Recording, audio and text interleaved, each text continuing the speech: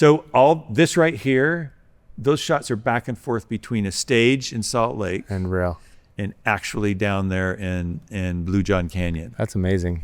They built about, I'd say 50, 60 feet of canyon. Mm-hmm. So a lot of the shots of him climbing down are a stunt guy. Then when you see his face, of course, it's James Franco. And then the spot where then had a second set where he's standing there with his arm under the rock. That's a set, the old granite building that's now been torn down.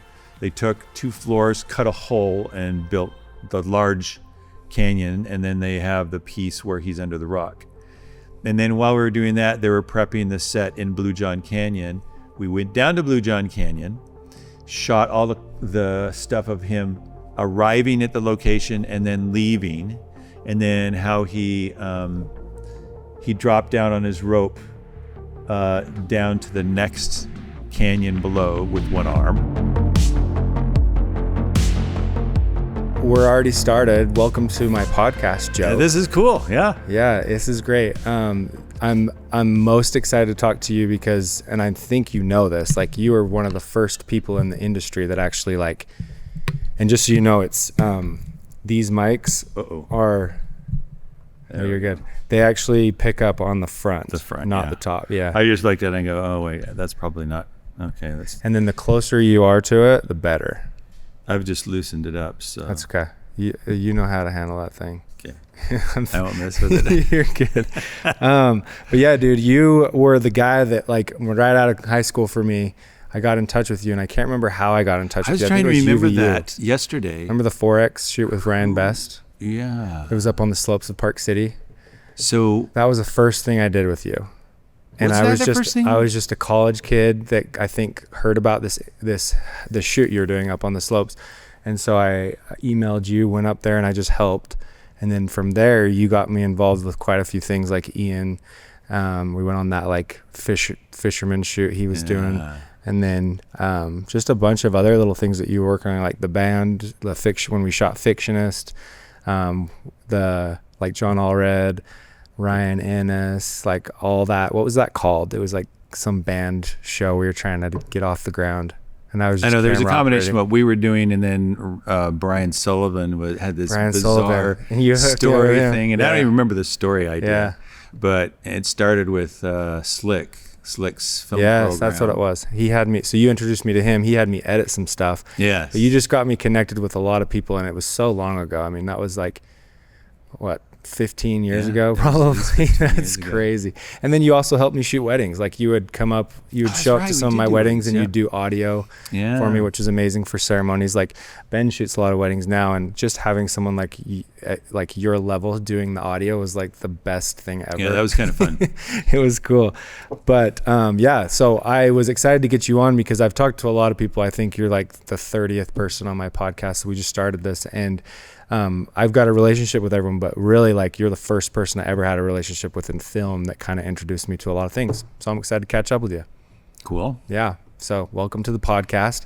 The format is we hear about where you're at currently, like what you're doing, and you've got a really long, like super experienced career. You've been on just about anything and everything in Utah, right? And then so we kind of want to talk about where you're at currently in your career, what you're doing, things you've got going on, and then we'll dial it back. I want to dial it back all the way to the beginning for you, of like when you actually went into film and when that thing started. That's actually good, because at some point I want to tell you what I'm doing on the side, which will be my retirement. Cool. But so let's obviously introduce yourself. Joe Garrard, or do you go by Joseph Garrard? Joseph Garrard. Because I remember when I first met you, it was Joe. And then, but then I hear other people call you Joseph. And so, and then is your IMDb Joseph Garrard? Yeah. Okay, cool. Well, we pull up stuff while we're chatting. So anytime you bring something up, we'll try to pop it on the screen just to let it roll while it doesn't have audio, but we'll let it roll while you're chatting about it. But just tell me. This screen, I will see it. Yeah, just an LED wall. And so tell me introduce yourself, what you do, and all the things you're up to right now. Okay. So Joseph Garrard. Yep. I was raised in Provo High, went to BYU, started studying, well, actually back up. When I was in high school, I fell in love with photography. Yeah. And I worked at one of the local photo stores, Allen's Camera and Sound. Yeah. And they had quite a history. Bob Allen Jr., his dad started these photo stores back in the 40s, 50s, I guess. And they had 3 or 4, and he had a show. And they only had 3 channels on TV at the time. He had a show about photography. And I never met the senior. He passed away before I ever got involved. But so I'm in high school. I'm in photo classes, journalism. We shot photos for the yearbooks and all that stuff. Yeah. Just fell in love with it. And that was film days. So you fell in love with photography. Yes. Cool. And never thought about film itself. But I remember back then, and this will tie in later, I would sit and I would imagine these storylines. Yeah. And I wasn't in theater. Yeah. But I had friends in theater. And I never connected with that, per se. Yeah. Anyway, so I finished, and I was in music also. Played the trumpet in the band, the orchestra. Yeah. So I finished high school. I, like a lot of people here, I go on an LDS mission, come back, and it kind of shakes your brain a little bit. Your perspective A lot of people. So happens to everybody. Yeah.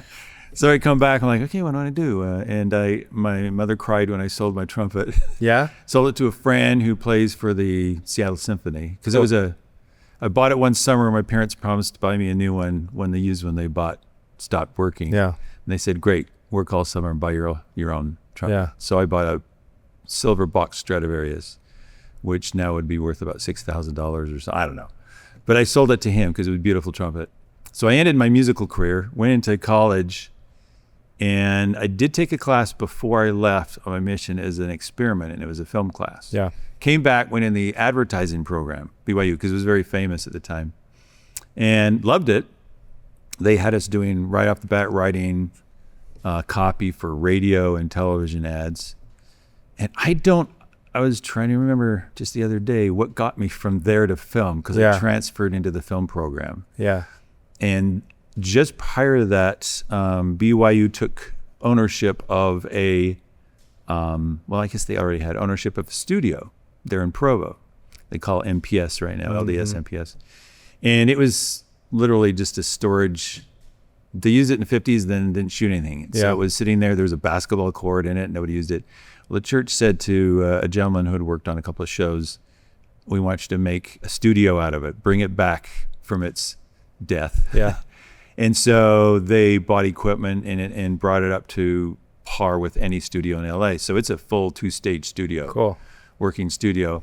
Ran it for a few years, shot for HBO, Disney, and you were running it, like in what? I had nothing to do with it at the time. Got it. But it was 1 year into running that I went into the film program. I think it was the excitement of people were shooting films. Yeah. So I go in the film program, and I didn't know anything, and I started taking classes. I wanted to write, I wanted to direct, and I wanted to study cinematography. Well, their program had a core of 16 students. And by the time you were a junior, you competed with your scripts for your senior year to shoot only 6 of those movies as a student film. And everybody else just helped as crew. So I wrote my script, and the script writing class was horrendous. I didn't know how horrendous it was, but it was not good. Yeah. The teacher really didn't know what he was doing. So I kind of broke away and wrote my own thing, and it wasn't formatted correctly or anything, and I didn't know anything about that. Yeah. And the theater, they had a group of professors who voted on which one should be shot as student films next year. Mine was number 7. Theater department teachers wanted mine as number 1. The film teachers didn't like it because they said it would be too hard to shoot. And I didn't know one way or the other. I said, all right, whatever. Now that I look back, I would have loved to have me as a student. Yeah. Like because my brain was like visual. I was seeing scenes. I was envisioning. Yeah. And I didn't know why or how. Anyway. So I was You bummed. didn't even know that you were that I was didn't like know what it was. like a gift slash like it's an intuition that you didn't know that was like no one does stories this in my head, you know, and not everyone. So I'm like, okay, whatever. So I'm signing as crew, and nobody wanted to do sound. Nobody. Yeah. Like, well, will you come do? And everybody wanted to be cinematographer or director. Yes. And the kids who wrote their scripts always directed them. So all the cinematographers were chosen already. Yeah. So I'm like, okay, will you do my sound? All right, I'll do it. will you do my sound? All right. I ended up doing everybody's sound. And there was a teacher at the time there, Mike McDonough, who is now, he does post sound. And he's really world famous. He lives in Utah and he did huge stuff, work with Lucasfilms guys. He's really good. Cool. The time he had just gotten contracted to do a television show, post sound for, what was it? It was, I can't remember now. Anyway, he was in the middle of it, so he had a class. They had a regular production sound class, and it was a joke. He had a class called sound design. Yeah. And he would take the episode of, it was a Ray Bradbury series, that's what it was. And he would take last week's episode, strip the soundtrack, and we would rebuild the soundtrack. We'd Foley, we'd loop. Somebody in the class would write music. I mean, we rebuild an entire soundtrack in a semester for an episode of a TV show, which was awesome. So I knew enough that I could actually do the sound for these student films. So I do the sound. By then I had kids, I was married, and I was getting calls to work on small projects. And okay, I'll do this for a couple of years. All sound? Yeah. I kept calling. I'll do this for a while until I do what I really want to do, is write and direct it and shoot. Well, 40 years later, here are. You're the guy when it comes to running audio. Look at my IMDb. There's, I don't know, I haven't counted lately, over 100 films and television shows listed. So wow. A lot of them are like the Studio C, that's a TV series, Parents in Progress, but then Horizon, Kevin Costner, Book of Mormon, that's local LDS, Hello Sunday, another TV series. So it jumps from local stuff to some huge shows. Yeah. Tomb of Joseph is one I helped produce for a friend. And then you see the High School Musical. Yeah. If I talk to people, what have you worked on? I tell them Kevin Costner or Steven Soderbergh. They're like, okay, High School Musical. Oh, you worked on High School Musical. Yeah. You worked with or Hereditary. Those are the two everybody. Yeah. So, I remember when we first chatted, and then High School Musical had kind of just wrapped. It was, that was 15 years ago probably. And it's 20. The originals, the original films. So it may have been like one of the other, like one of the, like the second or third one that I just wrapped in. Like that's when I met Ian and all you guys were talking about High School Musical and shooting down in St. George and things like that. But and then also Touched by an Angel was a big one that you were on for a long time. Yeah, right? Yeah, that finished just before I met you, and in fact I went through a divorce right at the end of Touched by an Angel and ended up raising 5 kids alone. Dang. And so when I met you, I was kind of in limbo and free. Yeah. You're not free if you're raising 5 kids. You had kind of options to try things. And that's when we were messing around with the concert stuff. Mm-hmm. I hadn't written anything yet narrative-wise, and I started writing. It was shortly after my divorce, just kind of to wring out some emotions. I wrote a piece that still sits on a shelf. But I started writing on the side, and I realized at first it was clunky because writing a script format-wise is very different from writing a narrative. Mm-hmm. And so it's present tense. And it's blocked out. It's almost like making a blueprint for a house. It's more technical, so it feels less creative. But once you get it down and it starts flowing, oh my gosh, it's a lot of fun. So I got remarried about 12 years ago. And my wife encouraged writing, or she didn't stop me anyway. Yeah. So I got a call from, you remember Sabrina? I remember Carol. Okay, Carol Call. Yeah, Carol Call. Sabrina was the one. Remember we shot that weird cryptic Halloween thing? Oh, wow. That was gone. I totally forgot about that. I saw the footage the other day, and I'm like, oh, I got to look at this footage. That was, that might have been like the first time I was on like a set. Yeah. Because we had an AC, and like I was helping him in the camera department, and you had a DP. That's like very faint in my memory. What was that called? I don't remember what that was called, but it came about, and this is important because it set me off on a line of writing.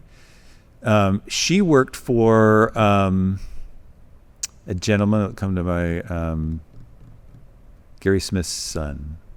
Anyway, there's a famous artist Yeah. in Utah Valley, and his son does stop motion animation.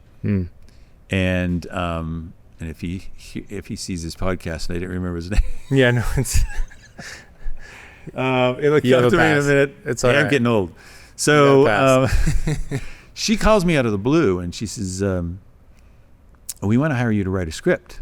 I'm like, okay, that'd be great. But in all honesty, I do sound. Yeah.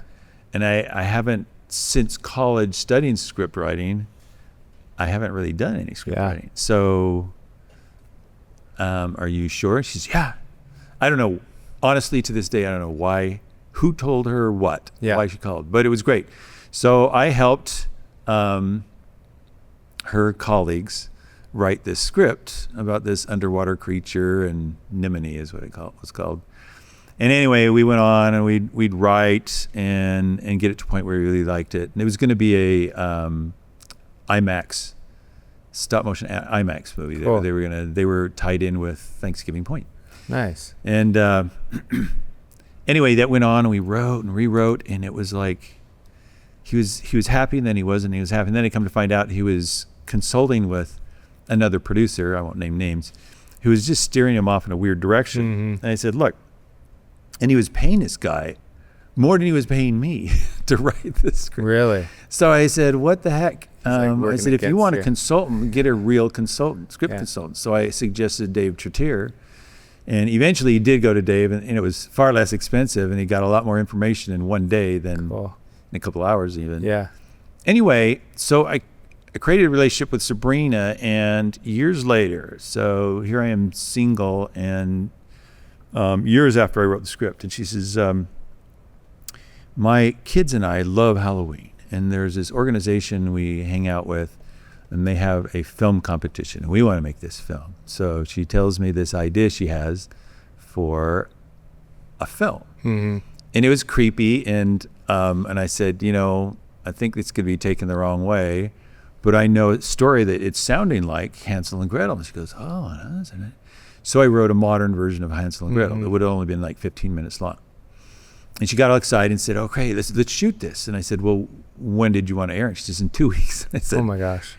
We'd be lucky if we got a shoot off in 2 weeks, let alone a final shoot it, edit it. Yeah. And was this the one that I was on? So she came up with this other idea the last second. She wrote it. She said, well, I got another thing. Let's just go ahead and shoot. So we shot that. That's what you shot with. Yeah. And this Hansel and Gretel thing kind of hung in the air, and I talked to a couple of friends. I did some rewrites, and then it sat on the shelf. And then I got an idea for a series where middle school kids in this middle school in a small town in America get a book from an estate sale that used to be owned by Jacob Grimm. Actually, he borrowed it. And in his day, when he assembled his first Grimm stories, 80-something stories, they borrowed stories from all these oral storytellers. And one of them was actually, in fact, a woman in his hometown who is an oral storyteller. And in our version, she lends him her book. Actually, I'm sure it was all in her head, these stories, but we have a book. And he gets the book, and he includes it in his stories. They release his book, and weeks later, he's hearing that kids are disappearing in villages all over Germany. It's like, oh, that's weird. And then he bumps into a friend, and he says, that girl that you borrowed those stories from, you realize she's a witch, right? And he's like, because he kind of had a thing for her. This is like Jacob Grimm. And Sabrina? No, this is nothing to do with Sabrina. Wait, I know. Following. I went on a long turn here. So this is the idea that came from Sabrina's. Gotcha. So I'm thinking there's a lot of things that brought this all together. So this series is based on him in horror shipping this book to a relative in America, coming home after leaving the post office, and finding the witch standing inside his cottage. And she's a young, nice, she's not, your generic ugly witch. She's this good-looking young girl. And this is based in what time frame? This would be in the 1800s. Okay. And this is when Jacob Grimm was actually alive and doing this thing. And she says, so where's the book? And he still wasn't sure. So he goes, what about all the kids? Yeah. And her answer was, well, that's the point. So now he knows it's true. She's a witch. She's been stealing kids. Somehow, by reading the stories that she wrote, they get sucked into some other world. And so he says, well, you're not going to see the book again. And we hear a blood-curdling scream from his cottage. And then we flash forward to now, and this young boy in middle school is helping unpack this estate sale and runs across a box with this book. And when he opens it up, he's alone. He morphs into a cloud of smoke as is sucked into the box and finds himself in 1700s in Germany, in the Black Forest, and hearing children whispering all around him or something. He doesn't know what. Yeah. And he climbs to a ridge to see where he is, and he looks out over a valley and he sees a giant castle and villages in the 1700s. It's like, what the heck? Where am I? That's the setup for a series that came from this stupid little story, Hansel and Gretel, that I wrote for Sabrina. And so because that was so much fun to write, I've written, I don't know, 4 or 5 kids series, got some features and things. And have those been produced yet? No, those are. So when I sit down with a producer and I pitch the idea, and they go, that's really cool. So are you going to do sound on our next show? Yeah. So in their mind, I do sound. Yeah. And so I can't get them to flip the switch. And I remember that because when we first met, you were producing a lot of the things that we were shooting. Yeah. And we had that conversation that you're trying to break into producing, and then audio kept coming back. It's like I gotta make a living. You know, and when you have 5 kids and you're a single dad, and Steven Soderbergh's producer calls you, you work. Yeah, you know? You do it. And that's one thing, like even when I texted you about coming in, you're so busy, and you have shoots back to back for 6 months. Well, there are times when it dies, but we just finished Studio C's offset productions, and then one more day of stage. I do a lot of work with BYU Sports now, so we'll fly all over the country and do stories, really cool, Big 12 stories. There's stories. Yeah, I just had Brandon Crow in here last week. Oh, well, Brandon Crow, you work with Zane. Zane's incredible. James Terry, they're all my college buddies. Well, Brandon Crow I didn't go to college with, but me and Zane and James all became super tight. So Zane still works with me. Like we on need the daily. to talk. Yeah. After. Okay, let's do it. Because I got Zane. He showed me some of his stuff. Never heard of him. Yeah. A couple months ago, we worked with him, and then I got to sit down and talk with him at lunch, and of course he's worked with Devin Supertramp. Yeah, and that's where I came from. Did you know that? I worked for him for like 4 years. So he produced that little short. What was it called? It was a. There was a bunch he did. So there was one they called the horror story. Was it the Pokemon? Yeah, it's a Pokemon horror story. They did with David Thorpe. Yeah. So I watched that and I thought, okay, he's directing a child actor who probably wasn't a professional. Yeah. It was a great little story, but I particularly watched how he chose his shots and told the story visually. And I asked him if he's interested in getting involved with my student program, which we'll talk about in a minute. Yeah. And B, if he'd be interested in directing our teaser for the Grimm series. Cool. And so he read a couple of the episodes and he's like, oh my gosh, I want to do this. So he's on my radar. He's so talented. Brandon is who I've been working with. We were just out in Orlando and then Phoenix. And I keep seeing you in their pictures. I'm like, oh my gosh, Joe's working with them. It's super cool. And I really enjoy that because it's story based. Yeah. And they're great guys. It's fun. And then tomorrow they drive down to Moab to work on Godzilla movie. What? This is one of the 2 big franchises. And what's the Godzilla movie? Is it? It's called Zeus. Is this? So I don't know anything about it other than it's one of the many Godzilla. So it's one of the series of movies that we've been seeing for decades now. I think there's 2 franchises out there, and this is one of them. I don't know. All I know is I'm working on. They're paying good money, so they're well funded. What's the production house that's pushing that? Don't even know. I haven't signed papers yet, but I know I'm going down there. Yeah, that's Sunday. Cool. So what is it? Just talk to me about running audio and being on a feature like that. Like, what does that look like for you? So on those, I usually fall into a support role. So I handle wiring actors. I help design the sound. So where are we going to put mics? I saw that you work with Steve. Steve Lineri? Yeah. At least when I saw you on Granite Flats, Yes. that was kind of that relationship where he was running the board and you were doing the... Yeah. So when Steve mixes, he almost always calls me first. Cool. Travis Allen, Andy Alstrom, Doug Cameron. Originally, we did probably 30. We did the original High School Musical movies. Mm-hmm. Doug Cameron. He's out of the business temporarily because his father's in his 90s and he takes care of his dad. But he and I have a huge history. Cool. In film. And so but back to that question about just what it's like when you're on set. Yeah. So Steve kind of lets me run the set per se. So we'll get into a scene, we'll analyze the scene, decide who needs wires on them, which is usually in this day and age every actor. Yeah. And then we'll figure out where we can use a boom, if we need to plant, like if there's a shot, I saw a shot in a scene that there might be a Jeep, might be dialogue, so we plant mics in the car, whatever it takes, so that he can assemble, we can get every word of dialogue recorded well enough that post-production can then mix that with any sound effects, music, or whatever else they need to do. And I noticed there's an IMAX camera, so this is meant to be IMAX and large format. Cool. So yeah, it's walking into a set, like we'll get the sides or the script pages for that day probably the night before, quickly run through how many actors are there, what are they doing, and then we'll design how to mic it so that we know we're going to get all the sound. I mean, on Touched by an Angel, Steve and I did that one, we were averaging, 98% usable sound. So for post-production, you're doing a series and you're cranking out these episodes, you can't waste time looping tons of lines. Yeah. So we had to guarantee that we could get the lines good enough that they didn't have to bring the actors in. Yeah. And that's our goal. We don't try to get sound effects. If we can, we did 127 hours. Yeah. So while we were down there, we had a set in Salt Lake and we had the actual location in Southern Utah.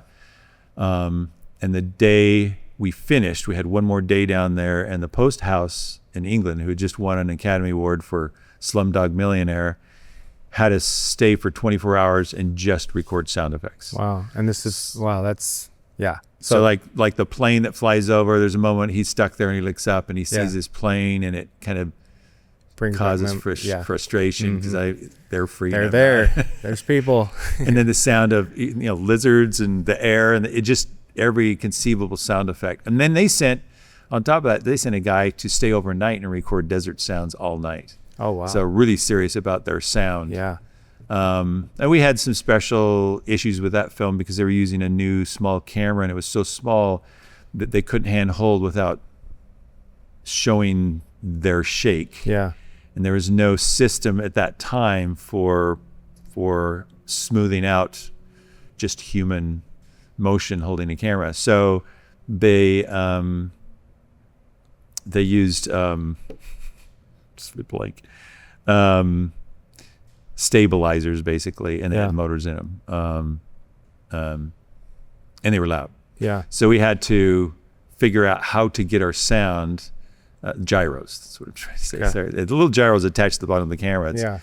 And you could hear they them. were just buzzing constantly, and they would change pitch and sound as they moved. So what we didn't know is post-production was designing software to cancel out like 80% of that sound. Right. And I don't know how they did it, but they didn't tell us ahead of time. So we were fighting for our lives trying to get sound. So like there'd be a 10-minute, 15-minute take of James Franco with his arm under the rock doing all this stuff. He doesn't say that many words, but they want that sound. And so he would go through one whole take, and I'd tell Danny Boyle, okay, when we're done, we need to wild that, which just means he's going to go through all the motions about the camera and any lines, and then post can kind of place those in the right. So we just finished this take that was insanely long. It was like, I swear it was almost 20 minutes. And Danny Boyle goes, okay, let's move on. I go, wait, you remember we need a wild track? And Danny goes, oh yeah, you're right. So we turned to James Franco, and he was really good. Yeah. So he compressed everything he did. He didn't speed up what he did, but he compressed time between. He got all the sounds. He knew exactly what we needed. Yeah. And he redid everything in like 6-7 minutes so they could use it in post. That's cool. Stuff like that, you have to know what happens in post to know what to do on set. Yes. So our heads are half in post-production, where most people on set, the DP, the gaffer, art department, everybody else are dealing with here and now. Yep. And so we butt heads once in a while because we're going, okay, if you do that, when you're in post, you're going to have this problem. They're like, Like then the director's like you, he's in the edit bay. Yeah. And he's like, I hear you, Joe. We got to Especially Danny Boyle, whose head is, he helped write it, he's shooting it, directing it, and he's going to help edit it. Yeah.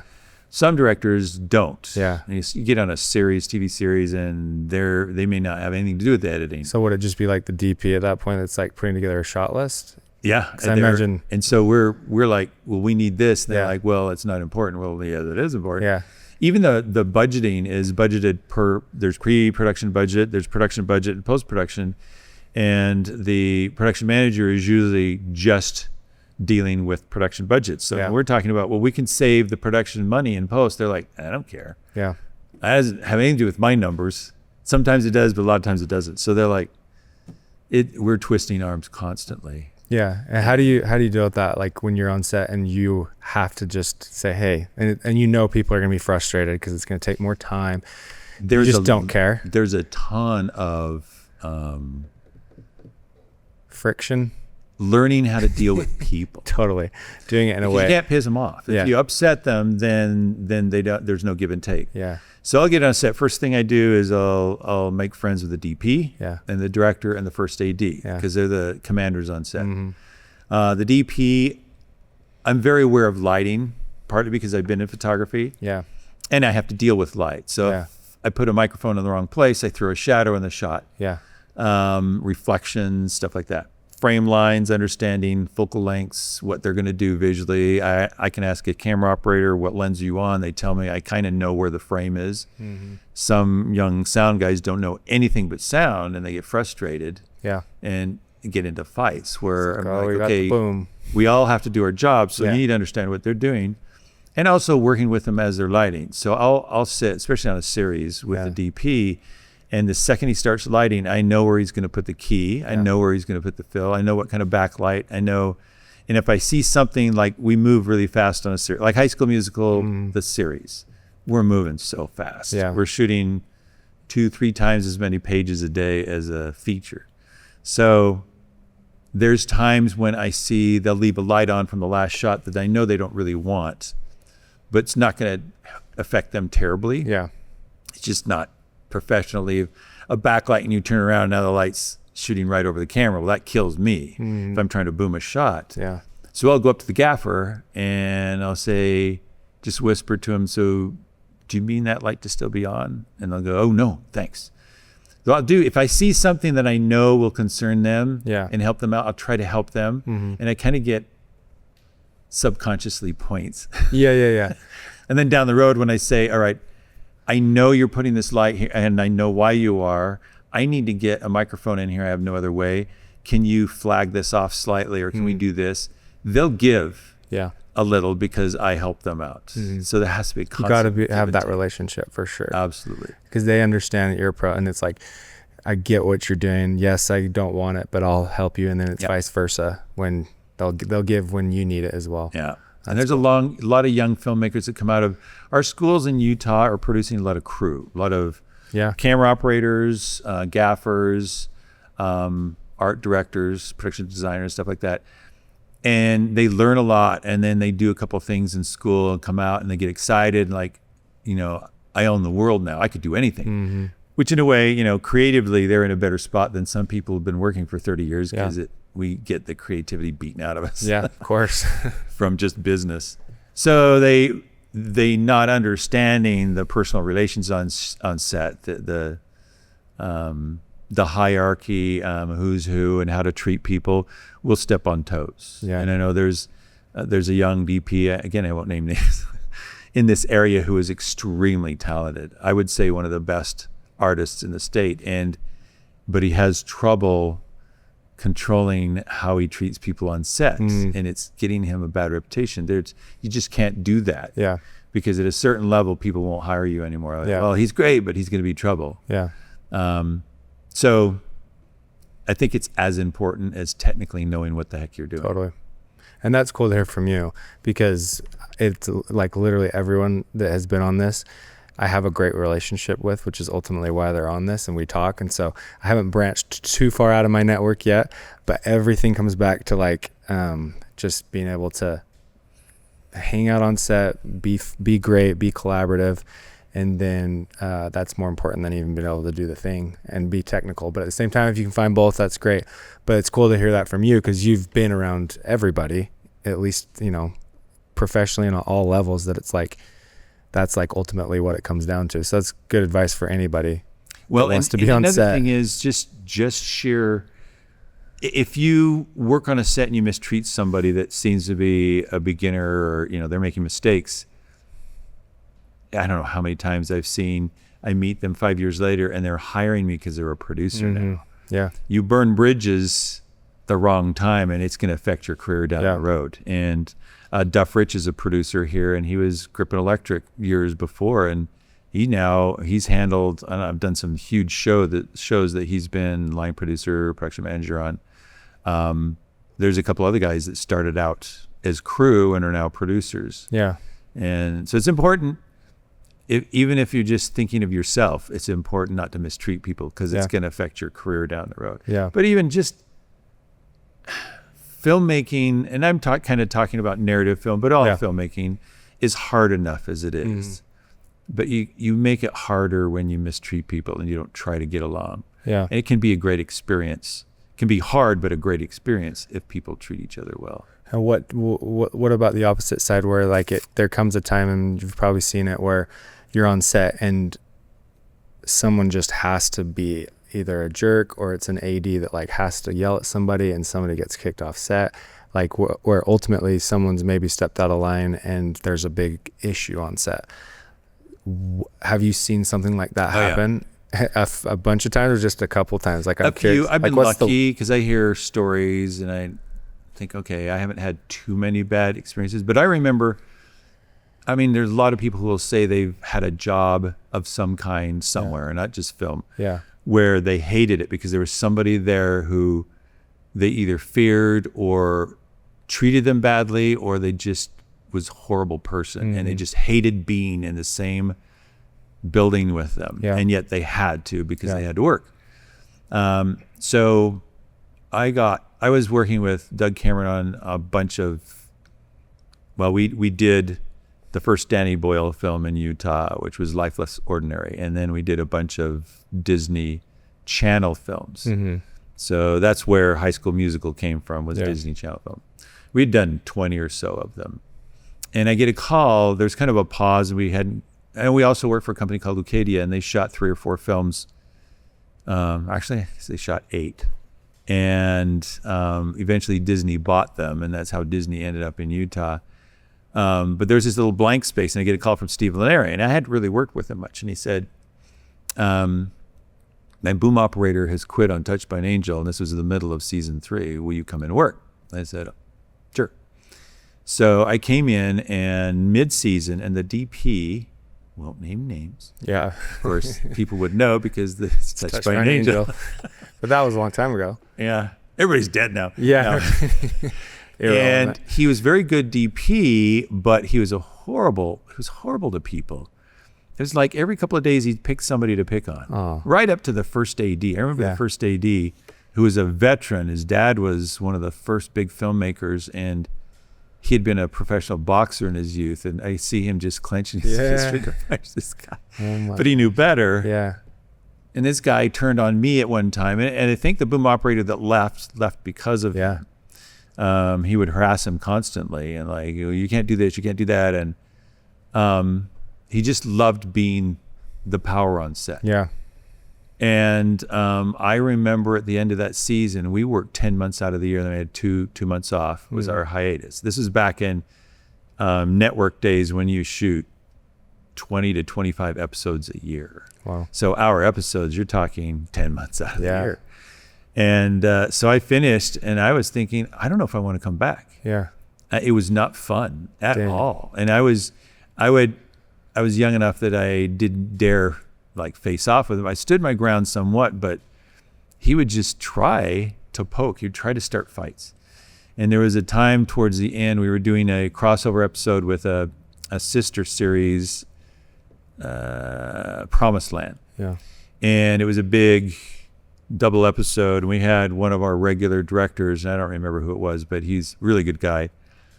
And this DP pushed his buttons. Yeah. And that was a mistake. Yeah. And he grabbed him and pinned him against the wall, and he said, I'm the director and you're the DP. You keep that in mind. You do what I say, not the other way around. And don't ever talk to me like that again. Well, sure enough, that DP did not come back. No way. And when I found out he wasn't coming back during hiatus, I said, yes. Yeah. And the other DPs were good and bad, but they weren't anything like that. You know, it's one thing to not be the best at your job, but to be an awful human being with this. And I remember that so much. I thought, I don't want to ever have somebody tell me that they were uncomfortable on set because of me. Yeah, that would be tough. And I mean, that would be worse to me than have to deal with some other idiot.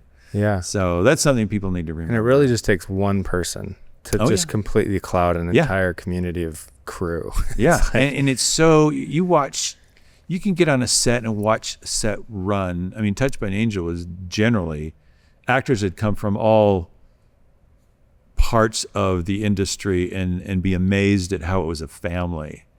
And it's hard to get that down. There's a lot of series that go long where they kind of root out the bad apples, and they end up with a family that, you know, at the end of it, you're like, oh my gosh, this is the end of my life. Yeah. I've been 10 years with these people. It's fun to be on a set like that. It is really fun to work, even though it's hard. So yeah. And I've never had a bad experience like that. It was Cokeville Miracle that I kind of transitioned away from like TV and feature and went down the Devin Supertramp YouTube route. And it wasn't because I didn't like it. I just wanted to be more involved with social media type stuff and just quicker films, not such long films. And so I haven't had any experience that was like super bad, but I've definitely been around people that were just negative, and it just brings everyone down, and it's just no fun. And that's what, and so this is just reminding me. So do you know Override Films?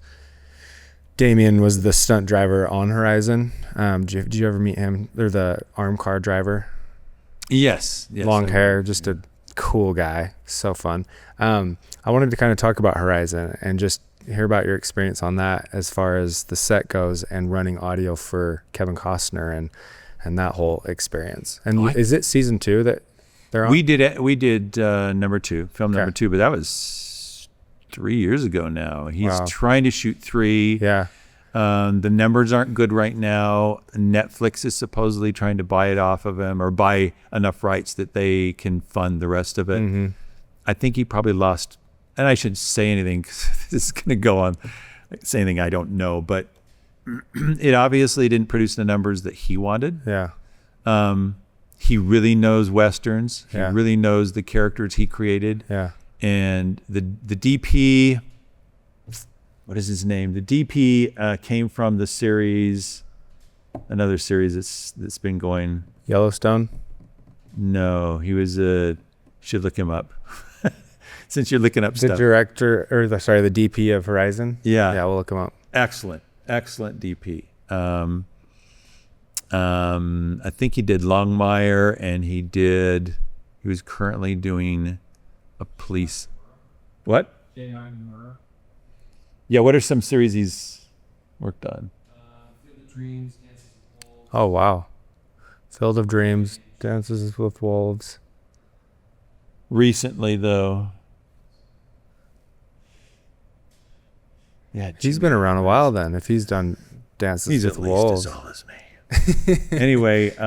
Very experienced. It was beautiful. The footage was beautiful. And so it's hard for me because I almost love the picture more than sound. Yeah. I didn't say out loud because I do sound. Yeah. I love them both. I love how everything works together. But when I see a shot that I know is going to be, I remember shooting that. When I see a shot that's going to be just insane. Yeah.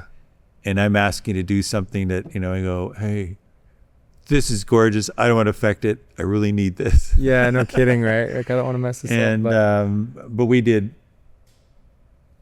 did some pretty difficult stuff here. So I believe it, man. You're like in it. They built their own villages. They built their everything was right down there in Moab and in St. George. Cool. He probably, because he's been thinking of this for a long time, he may have put so many storylines in that some people get, they watch it and they have trouble figuring out what's going on, because he's the main character. Yeah. But for people who like Westerns, something that's deeper and longer and there's more to it, almost like reading a novel. Yeah. That's what this is. Cool. It's more like reading a novel, and it's just beautiful stuff. And we will probably work on, they offered us the next one. Yeah. We were going to shoot it last year and then it didn't happen. So if it happens, he's building a studio. It's partly built in St. George. Cool. For this. Yeah. Cause he shot the interiors at the old hangar on top of the mesa in St. George. Cool. Yeah. And the city kind of took it over. He wanted to buy it, and the city, we're going to put condos up here. Like, dang. So when you're on set with something like this and you're working with a DP that's that experienced, like just give whoever's listening kind of an inside look of watching a director like Kevin Costner and watching him work with DPs and crew, and just kind of like, because a lot of our listeners and also like come from either my age and lower, where like not a lot of people have been on a set that caliber and been on as many as you have. And that's what I really want to get from you, is like just this experience, and like help people understand that dynamic and how cool or not cool it is to watch a full crew and then someone as famous and good as Kevin Costner work with a crew. It's a good question for young filmmakers to know one thing, that there is the only difference between that film and something you might work on here in a small production is the size. You literally are doing exactly what they're doing. Mm-hmm. Sure, they may have bigger trucks and their cranes are bigger. The truck they had rigged for that, you saw the carriages chasing, and that was incredible. That's the one that Damien shot there. Yeah, it was a Raptor, and it was incredible just to watch that thing run. They had a small electric vehicle with a short crane, about a 6-foot crane, and they had one of their operators. Every shot he was hand holding, so he had a monitor on the camera, and rather than having it be run by somebody on wheels, wireless, he was physically moving that on every shot. So you see these beautiful moving shots within a scene. Those are all his, and I just thought it was a great look. It's so cool. And he told us that whole story of just how Kevin worked with him, and even the shots where he had to film Kevin on the horse while he's riding and push in with the truck and all that stuff. By the way, before I forget, you need to get Ray Reyes on your... Ray Reyes. So he's living in St. George right now. He is one of the premier Steadicam trainers. Really? Oh, wait, he didn't happen to be on Granite Flats, did he? No. Okay, because I meant that but Steadicam. He's trained almost every major Steadicam operator. So he works under the guy who designed the Steadicam, created Steadicam. Oh, wow. And his wife wanted to move to St. George. He was going to retire, and so he did. And he goes around the world training people to run Steadicam. And he fell in love with St. George, and he loves mingling with the local filmmakers and teaching. Yeah. And he's been on some crazy set. If you called him, I'll give you his number. Yeah. I'm sure that'd be he amazing. would come here. Because I think that's so valuable for anyone, because everyone really who we're speaking to when I bring in most of the people in my generation are up and comers and people that are kind of wanting to, break in. Yeah. But it's changing so much. But then you've got, you and people that have been, in the industry longer than I have and have so much experience. I just want to milk that, get as much experience from you as I can. Just kind of going back to my original question, I'm just I know it's the same. Is there anything else that you would want to talk about, just as far as operating a massive set like that? So when you're on a set, you're on any set. Yeah. And that's why you have to learn it in the small sets. Yeah. There is a hierarchy. You can't. Not everybody on set can't interact with everybody on set. Yeah. It would be a mess. Yeah. So if you learn the structure of a set, who does what and who you talk to. If you have a problem, you don't go directly to the director unless you're the head of a department and need to talk to the director. You go to the first AD. Mm-hmm. You learn who on each set is the person to talk to get things done. Young filmmakers will, they see something and go, oh, they should try this. And they'll run to Danny Boyle or I get it still to this hey, day. you should do this. And he's like, and who are you? Yeah. And it's not personal insult. No, it's of course like not. You're stepping over a line. You have to get the information to the right person. Yeah. And sometimes you'll be on a set where the director will say, yeah, if you have any ideas, tell us. They don't really mean that. And they're just trying They to be do, collaborative. but they don't. Yeah, well, they have a different vision. It would be chaos. Yeah. I actually worked on a TV movie here, and the writer and the director, I won't name names, it was one of their first or second or third films. And so they were sure of things, and they hired some pretty serious actors. And the actress, and everybody, especially actors, will kind of feel out where people are, the director and the production manager and the writer, and how much they can push. Mm-hmm. She starts pushing, and it was all soft. It was like, well, what do you think? So she started suggesting changes in lines. Then she started suggesting whole new lines. Then she would rewrite scenes. So we were about to shoot this scene. He shows up and said, she says, I've got a rewrite I want you to look at. We all sat around for 2 hours while she and the director negotiate, instead of telling her, look, I love you. You're a great actress, but your job is acting, not writing. Yeah. And if you don't like the script, you don't have to work on the film. Yeah. But we'll talk beforehand, but you never come on set and change that much. A word here and there. But so what they had done is they had allowed her to step so far over the line that it destroyed the set. It was a mess. And we got it shot, but it should never have happened. Yeah. And so everybody should on their own know their limitations.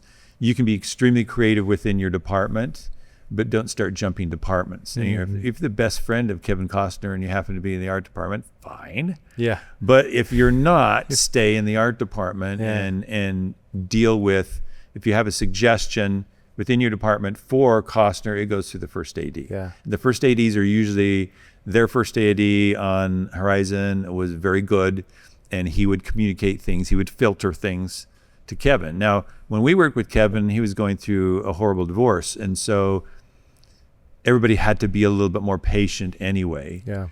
Because he could suddenly get upset or be, really sad or distracted, and it was hard because he's directing and acting. Yeah. And he wrote it, and he's producing it, and does he enjoy that? I imagine, or did he? I'm sure he does. Just a Yeah, passion? I mean, Dances with Wolves was almost all his. I didn't know that.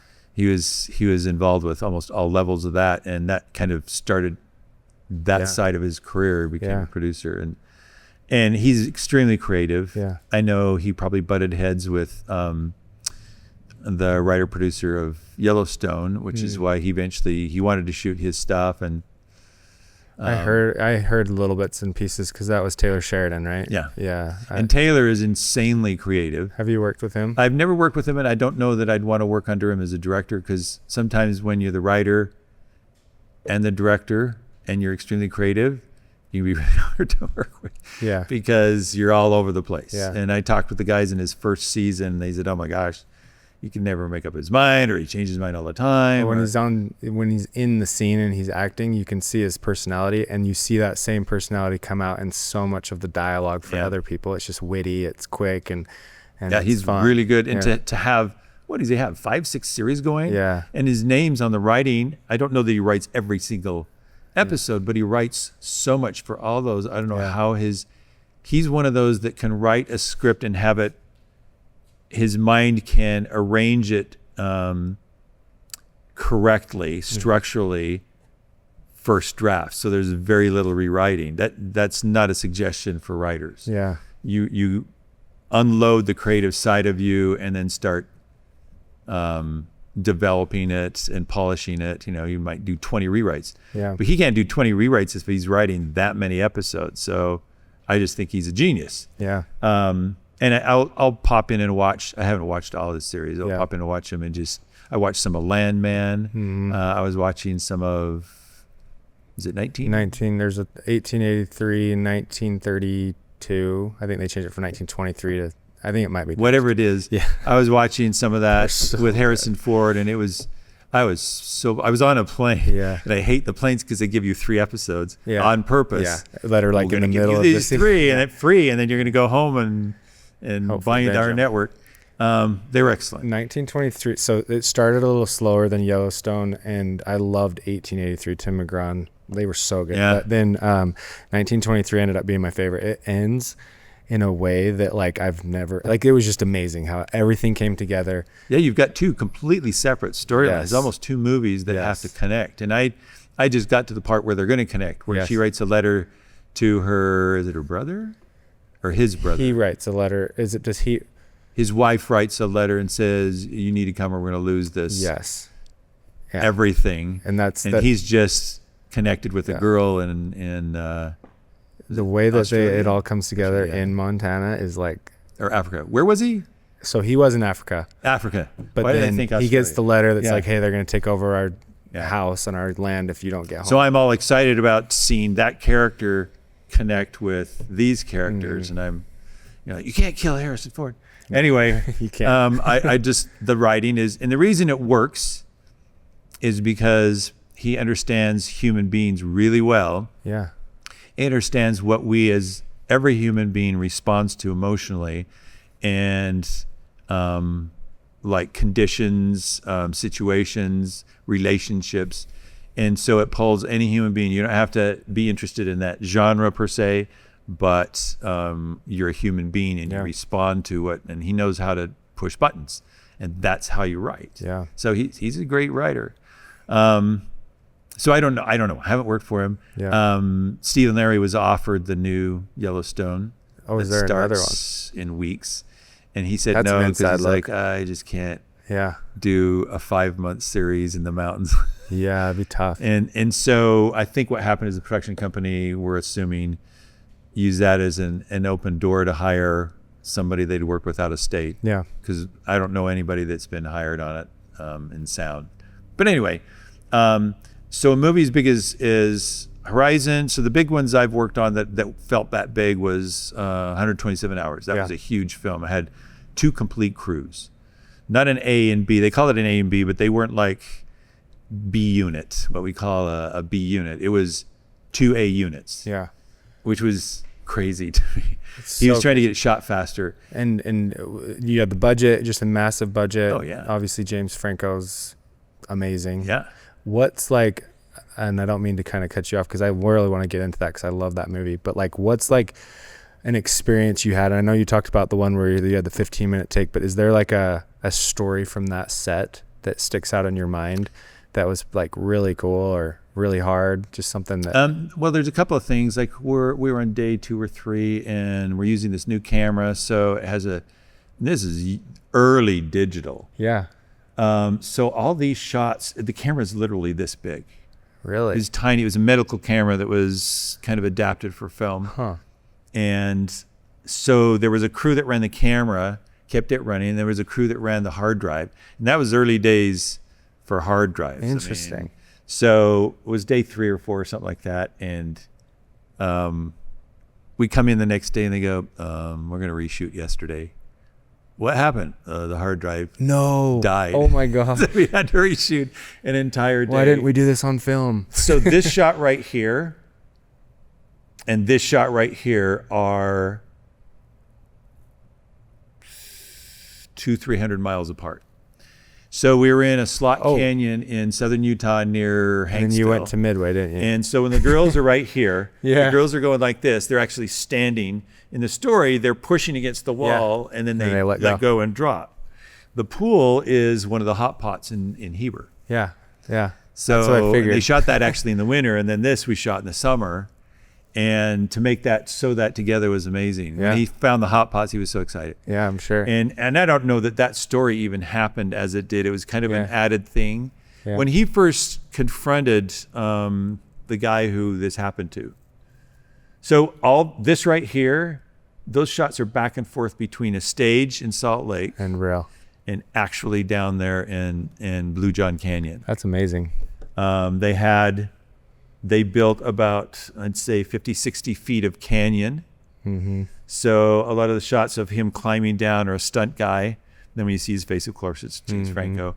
And then the spot where then had a second set where he's standing there with his arm under the rock. That's a set, the old granite building that's now been torn down. They took 2 floors, cut a hole, and built the large canyon, and then they have the piece where he's under the rock. And then while we were doing that, they were prepping the set in Blue John Canyon. We went down to Blue John Canyon, shot all the stuff of him arriving at the location and then leaving, and then how he dropped down on his rope down to the next canyon below with one arm. Yeah. And then walked through the desert until he found somebody and they came and got him help. The guy who flies the helicopter in the movie was the actual guy. He had just retired. Oh, cool. That flew him in real life. Really? And that cool. They kind of made a big deal of that. It was really cool. Yeah. When James Franco approached him, he said, I'm interested in doing a movie of this. And he said, oh, great. He says, I want to do a documentary. For years, he says, I don't want to do a documentary. Yeah. I want the audience to experience psychologically what he went through. Yeah. And that's why when you watch it, so one interesting thing about it, there's a room, and I wish I should get you pictures. I have pictures. I have a lot of pictures of that shoot.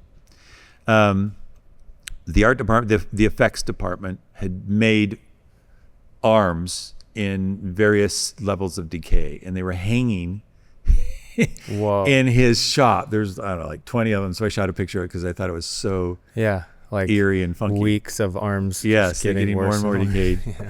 And so there's a big controversy of how to portray. I mean, because he shows him start cutting into his arm. Yeah. But he didn't want it to be gruesome. He wanted people to psychologically experience it. Yeah. So what was it about cutting the arm that's the most, for a human being, the hardest thing? And that was the mental. When he cuts because by then tendon. His arm was almost numb. Yes. Because it was dead already. So he cuts that nerve and he pulls the nerve out. And he says, well, how do I get to people? Yeah.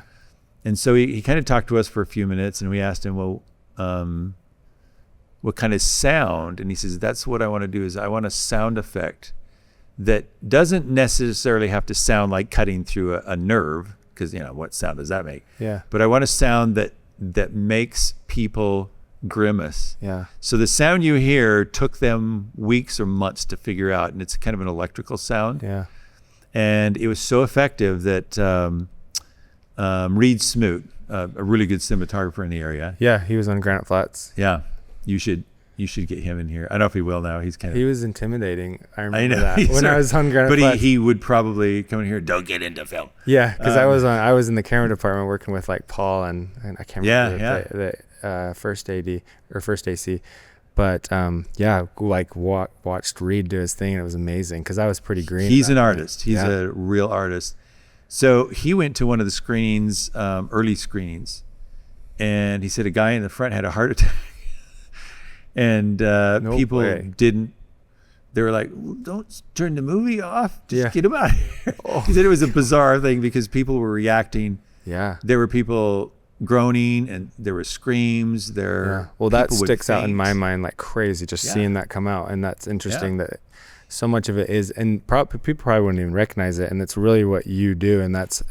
Audio is like a hidden art, and if it's there, people don't notice it. It's like if it's good, and it's like they feel it, and that was and a lot so happens effective. in post. That came in post, of course, But that is what is in our minds, and there's a bunch of Roger Deakins videos online where he really unloads about his feelings about the visual art, and it's the same thing as sound. It's like he says, I think in one video, something like, if somebody comes up to him and says, oh, I noticed all your these great shots, starts naming off shots in a movie. And he goes, then I know I failed. Because the shots, they should come and say, I watched that movie. It was an incredible movie. Don't remember. And I knew you'd lose were yourself. the DP. Yeah. But if you start noticing my shots, then I did do my job. You're watching the technical side versus getting lost in the... And he's such a good... I'd suggest young filmmakers to go watch those videos. There's some of them are done by Studio Binder, and some are done by other companies. But he's he's a great mentor to follow if you're going to get into the visual side of Cool. filmmaking. So that was one big film. Steven Soderbergh. Mm-hmm. So that film was unique, and I had never watched it. Mosaic. And it was a film that was shot so you could, and I don't know how they did it, you could go different directions yourself as a viewer. So did so-and-so do it? Did so-and-so? Anyway, it was about a murder, and then like a year later or something, then we come back to the story, and they're trying to find out who did it. And so the viewer can like decide which direction to take the story. And it was co-written by, and you can look it up, it's the guy who wrote the first Men in Black. Oh, Really, really good writer. It was, Sharon Stone was the one who was murdered. So I'll give you a scene in that movie that was very unique to me. So Soderbergh is like Danny Boyle. He's an auteur director. He might write, direct, and edit. And so in that case, he was editing at the end of each day. So our days were kind of a uniquely scheduled, so he had time to edit the scene. And so he knew if he needed something the next day. So we're shooting this dinner scene, and Sharon Stone stands up and talks, and in the scene are all the important characters that have something to do with this murder. There's like police and detective. Yeah. There's people in the community that could have maybe. And so we go to shoot this scene, and there's Sharon Stone stands up, and there's a bunch of people that talk. It's mostly Sharon Stone. So, and it's a big dinner scene, so the art department spent hours setting this up. And we shoot Sharon Stone, a wide shot of her giving her speech, and then she sits down. And then we shoot a shot of a lady who has I think she was a detective, had 0 lines in the scene. And he says, okay, moving on, next scene. And the first AD goes, and first AD who's worked with him for years, he's like, you sure? Because come back to this, there's a lot of setup, we can't. He says, no, I know what I want. I mean, he had edited it in his head as he shot it, and he knew he needed that and that. Yeah. And we were all like, what? Yeah. But he didn't waste time shooting a bunch of shots that would not tell the story. Yeah. It's about telling the story. Yeah. And the scene was this, but the story was this. Mm-hmm. And so he concentrated on the story.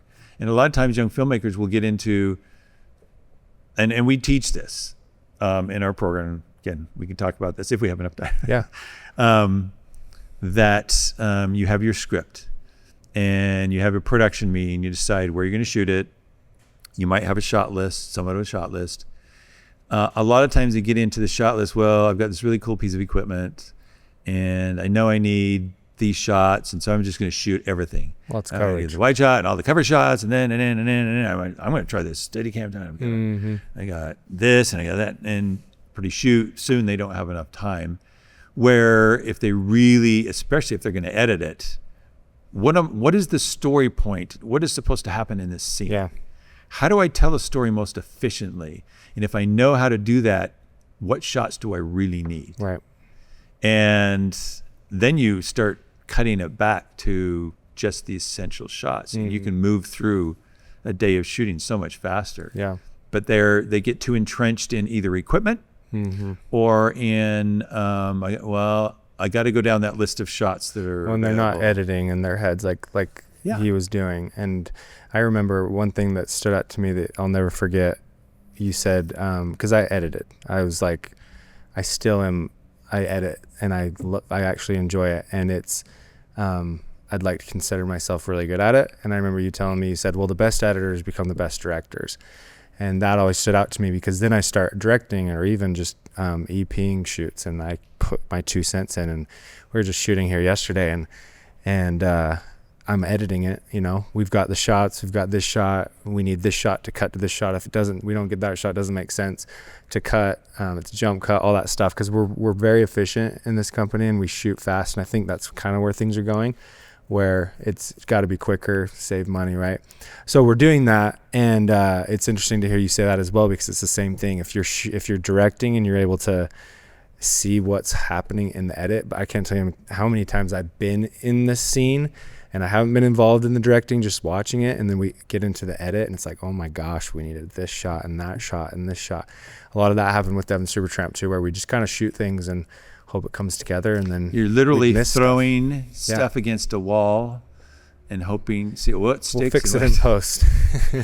So I tell you, and I can go back and explain how I got this program going, but almost 6 years now running a student program where we teach in high schools and in middle schools, and which we have to end up overlapping in college. Yeah.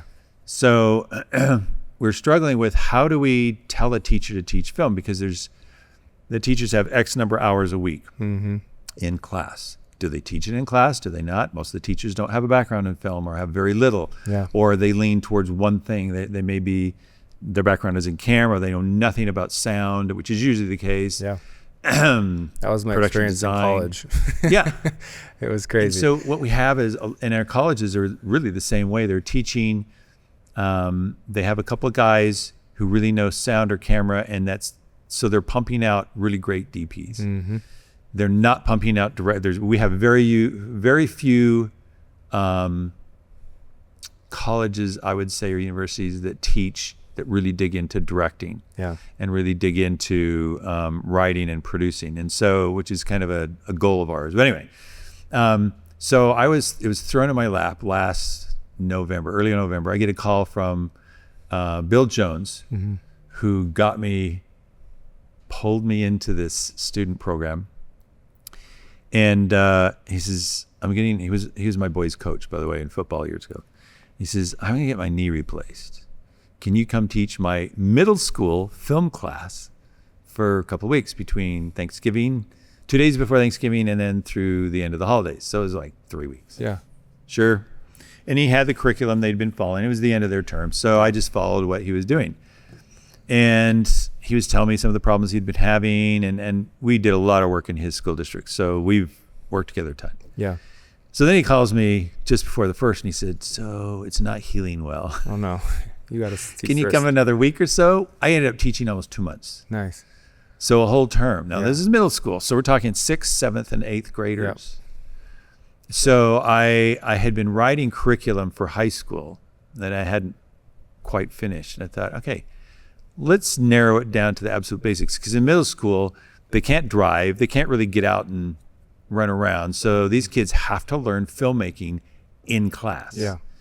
So, all right, let's shave it down to the absolute basics. What can a teacher teach, and what should they be teaching at 6th and 7th grade? So my goal was to find a way to teach kids the process of filmmaking without getting distracted by all the other stuff that they need to learn maybe in high school and college. Yeah. So we took some kids, and the first lesson, 1 hour lesson, was the history of film. And we talk about where did the technology come from? Why did they start shooting films? Because they were entertaining each other with live symphonies and live plays, and they had gimmicks and magic tricks and stuff. And they would show slides on walls through glass slides. They would shine light through and show them all on walls, and you had zoetropes and things that were like mini animation, and so the technologies that came together to create film happened at a certain day and time. It was actually one person, Muybridge, who made a film to prove that horses' hooves are off the ground when they're galloping. Sounds so stupid. Yeah, no, I've heard that. Stanford hired him. He'd been the governor, and he was wealthy, and he had some horses, and he'd had a bet. It was like $20,000 bet, which you imagine was probably $500,000 now. Yeah. That horses' hooves were all off the ground. Yeah. So his buddy, who's a photographer, built cameras, lined them up on a track, put tripwires, strings, so when the horse ran, he would set off the shutters of 12 cameras. But then he had to figure out how to project it. Yeah. And nobody had done this before. So he took the photos and put them on a glass cylinder and projected that onto a wall and showed this little short film of this horse galloping. That was the first film ever made. And so we talk about that really quickly. And then I take their phone, hold up one of their phones, and I say, Do you realize your phone is not showing you video? It's still images at roughly 24 frames a second. It still is photos. And at their age, they're like, wait, what? Because they're going, but I see it moving. But if you saw it frame by frame, you would see. And it's because your brain will hold an image for about a 16th of a second, so it overlaps. Yeah. And that's how we have animation, which is film. Yep. So then the second, and we had always taught writing first, but we found the next class was on camera. Take a simple camera. We teach them about the camera obscura. Okay, what were they doing pre-camera that became a camera and film?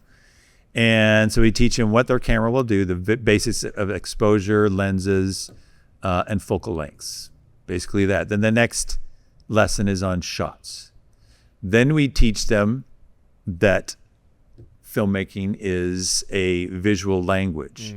So in regular language, you might have words, sentences, and paragraphs. In film, you have shots, scenes, and sequences. And if you understand that correctly, then you understand editing is actually more about telling the story than writing is. Yep. You write the story, but in script form, that isn't really still, it's present tense and it's different from reading a book. Yeah.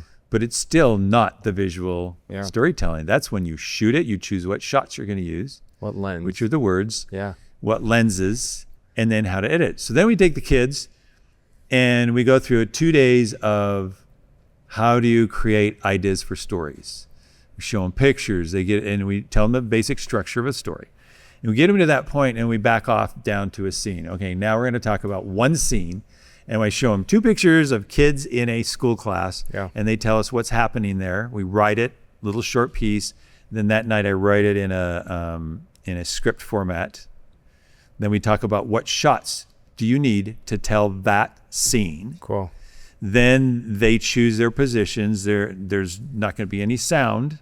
I mean, the cameras all have a little microphone, so there'll be some sound, but usually there's not even dialogue. It's just what's happening between these kids in the class. So there's no sound, there's no art direction, there's no lighting. It's just about shooting the shots that will tell the story. Then all the kids take that footage and they each have to edit it on their own. And it's a mess, the first one. Yeah. But then they go back, we cycle them through this 3 or 4 times in a term. Then they go back to shooting, they choose a scene, they write it, and now they're going to choose the shots. But they remembered last time they didn't have such and such shot. They didn't have a 2 shot that they really needed. So this time they remember, what do I need for this story when I edit? Yep. And by the time they've done this 3 times, they now are a filmmaker who understands the connection between writing, shooting, and editing. Yeah. Now they can go any way they want. They can go in art direction. They can go sell shoes, whatever. Yeah. But if they end up in film, as a cinematographer, director, or a sound engineer, they're going to understand what's actually happening here.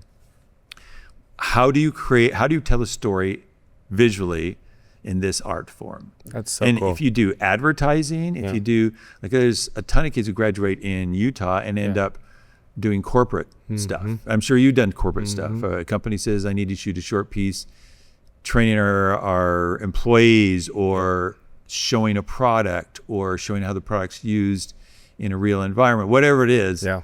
If you add just a touch of story, it always looks better. Totally. It always tells better. So we feel like we're teaching kids to tell stories in whatever format they end up shooting in the future, from corporate advertising to actual features and series. And it starts so basically. So I actually put together a curriculum that we're posting next week for free. So any school teachers that want to teach that basic level in their class, know nothing about film, with a little bit of homework, a few hours of homework, and probably getting some software. They're probably going to end up with Blackmagic software because it's free. Yeah. DaVinci.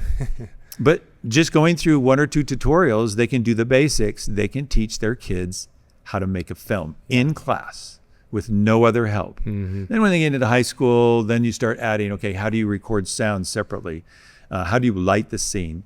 How do you go a little deeper into lenses, focal lengths, and camera movement? Yep. All those things build on the basic concept of storytelling film. That's so interesting too, because like that is what the best filmmakers are doing, is they're incorporating story, and it's not going to get taken over by AI. It's like those fundamentals and basics are, like you said, it builds on top of everything. And if you understand those things, it's like now you can experiment.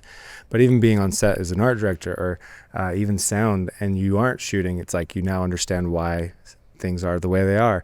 And that's actually really cool and way interesting for anyone, because I think a lot of people nowadays, they see the shiny objects, which is the cool camera, the cool shot, and it's like, cool, I'm going to go straight to shooting things, and you'd totally miss out on the whole story side of it. And then the shot selection, which tells the story like that as well.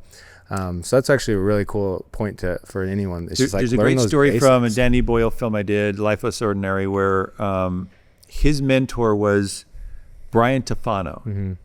And if you bring up Brian, I think has passed away, but he was a professor also on the side, and Danny Boyle took his class. So he was kind of his mentor through the whole first part of his career, because he came from the BBC, Danny did, and stage. And so Brian Tufano was the DP on that movie. So I got to meet Brian Tufano. And Brian was famous for creating rigs, like before they had stuff. Yeah. Like we were in a bar and the camera had to move at bar level. Well, they didn't have the little 4-wheel rollers that you can get 20 different companies make. So he put the camera on a Fernie pad and had 2 grips move it very slowly across the bar. Of course, we hated it because you could hear it. But anyway, it looked really cool. And then he wanted to have a shot. There's a shot of Ewan McGregor and Cameron Diaz walking East Canyon Highway. And it was a long dialogue scene on a switchback.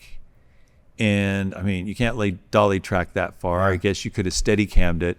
He took a car that wasn't running, put it in neutral, and then he laid on a Fernie pad on the hood of the car for a follow shot all the way down. And then he did the reverse. He led them all the way down on the switchback. Wow. I mean, stuff that you would, simple, but nobody's ever. That nowadays it's like, oh, we'll do this and that. Back then you had to get so creative. So we're doing, and I don't remember the shot. We're doing this crazy shot, and he had done this rig, and it wasn't quite working right. It was like the 4th take. And Danny Boyle was getting a little frustrated, and we finally got a take, and the actors did great, and he goes, okay, moving on. And Brian goes, no, it just wasn't right. It wasn't perfect. And he said, Brian, did it tell the story? He goes, yeah. He says, moving on. Moving on. That's awesome. And he did that to us. Also, there was a scene where they took a building. The scene was a police station type of setup that was heaven. Mm-hmm. So it looked like police station, but it was heaven. And we were doing a scene with Delroy Lindo, Holly Hunter, and I'm trying to remember who the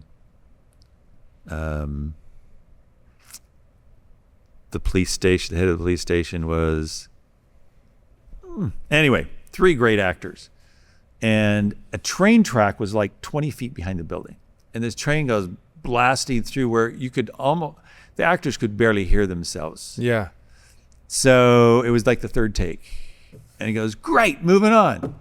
And the mixer was Doug Cameron. He goes, Danny, it was like a train through the whole thing. And Holly Hunter goes, we could hardly hear ourselves. And he goes, really? Play it back. He's very dramatic. Yeah. Play it back. So Doug plays it back. And we all hear. It was an old Nagra, and it has a little speaker on it. So he plays it back, and you hear Holly Hunter giving her line, and then suddenly you hear this. Yeah. And he goes, see, great, moving on. And his point to us was, I know I heard the train, but it was the best take, and I will deal with the sound in post, but I want that take. Huh. And so he was kind of teaching us a lesson along with, and we could have done 5 more takes. Yeah. But he felt like he had the take was exactly what he wanted, and he wasn't going to waste any more time. Mm-hmm. Like, okay, and we were all frustrated. But the movie was like, cool. what it was. But Yeah. We're just going to get an exterior shot showing a train go through so we can cut. Yeah, I could cut away to the train. Yeah, and be like, okay, what was that sound? It was a train in heaven.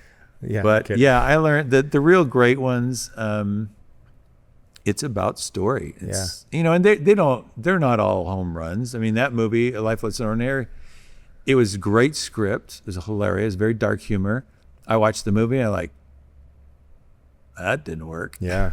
Interesting. It just didn't cut together right. Yeah. And I don't know if it was the editing. I don't know. Yeah. I don't know what, I didn't analyze it close enough, but I do know that, Danny Boyle doesn't win Academy Awards for all his movies. Yeah. But he's a great filmmaker. Same thing with Steven Soderbergh and Kevin Costner. They're not going to always have hits, but overall they're great storytellers. And they, in the back of their mind, they know how to tell a great story. Sometimes they stumble and do things, and they probably say to themselves, I knew that was stupid. I should have done it that way, or that shot was ridiculous, or whatever. But they understand storytelling. And So what, in your experience, when, let's say, Kevin makes a movie and it flops versus one that does really well, or Danny Boyle is, they all have these stories and they know they have to just shoot things and you never know what's going to work. When you've seen things work like 127 Hours or just any other film that's been successful that we've all heard of, what do you think it is that, and you probably don't know it until it's like after the fact and it actually wins, you're like, oh yeah, and you kind of assume that it was this, right? But you don't know until it's done, and it's like, oh, I knew that, but actually you didn't until it's over. What is it that makes a film great and actually sell? Ultimately, it comes down to selling, right? And selling tickets, but... We actually ask the students that when we're doing a writing class. I do a 3-hour writing workshop. First thing I'll say is throw out some films you love recently, and they'll throw out. Of course, with kids, it has to be the last 3 months. Or if Marvel. It was 6 months all old, Marvel.